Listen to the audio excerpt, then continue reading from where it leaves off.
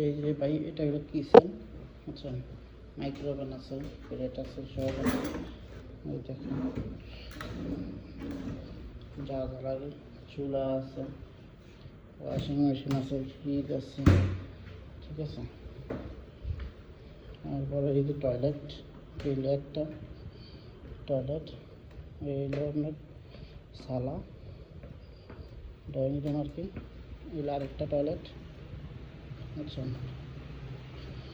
এই টয়লেট আরেকটা।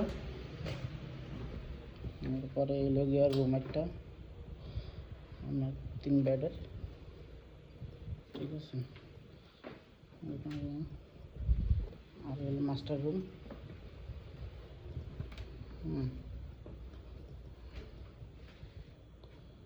আচ্ছা এই হলো আমাকে এদিকের অবস্থা। কারণ আপনি যেটার কথা কইছেন ওইটা কীরকম হোটেল আমার একটু ছবি ভিডিও করেন।